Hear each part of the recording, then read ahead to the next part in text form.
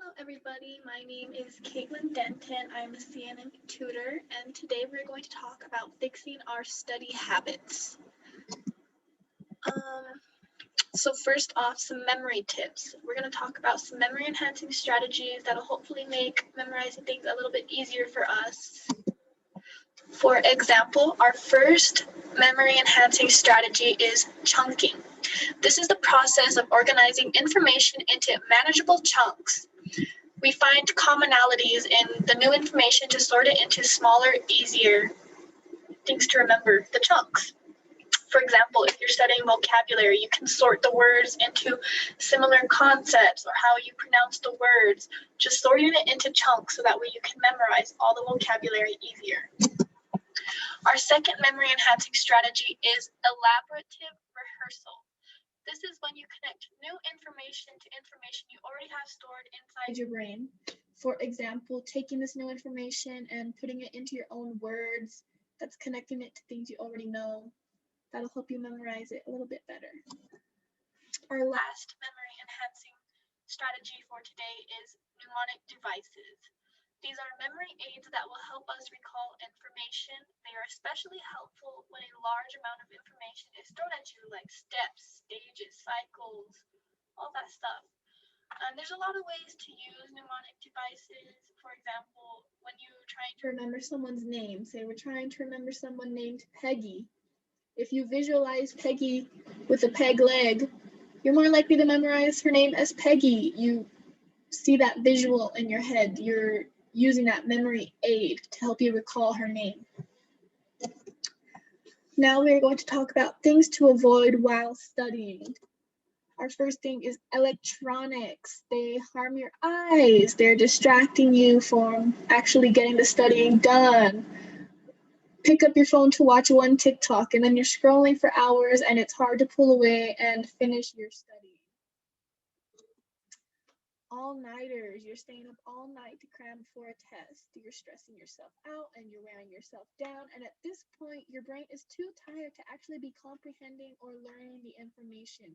Your brain needs energy and it doesn't have any if you're pulling all-nighters. So it's pretty much pointless. No breaks. Studying for hours and hours and hours with no break at all can do more harm than good. Your brain needs a chance to rest and process all this information you're taking in. A 5-minute stretch break every now and then is a good thing. Now we're going to talk about operational conditioning. So what is operational conditioning? It is when an individual associates a behavior with a consequence. A good consequence will encourage more of that same behavior in the future. A bad consequence or a punishment will mean more likely less and less of that behavior will continue. So how can we use this for studying? Make yourself a goal. Say, I'm going to study for this class for 2 hours tonight. Set your reward. If I complete all my studying for 2 hours for this class, I am going to get to watch an episode of my favorite show. And follow through. Keep setting goals for yourself. This is going to continue that positive behavior. You're rewarding yourself for your hard work. Now we're going to talk about observational learning. What is observational learning? This is the process of learning by observing others. How can we use it for studying? Surround yourself with positive, good people with studying habits. By studying with someone who has good study habits, you're going to pick up on their good habits and learn some of your own. You're going to pick up on all the good things that you need to have a beneficial study session.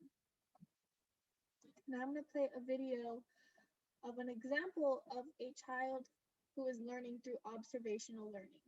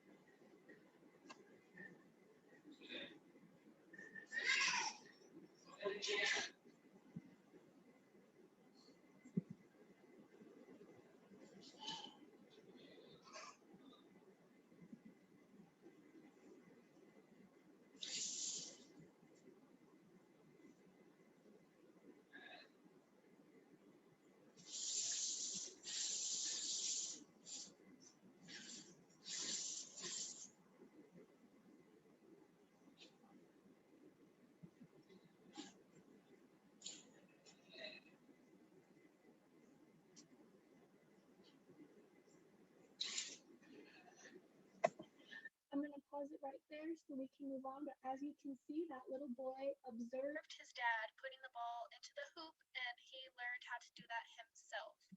So that's all we have time for our presentation right now. I just want to say thank you so much. And if you have any questions, don't be afraid to email me. Thank you.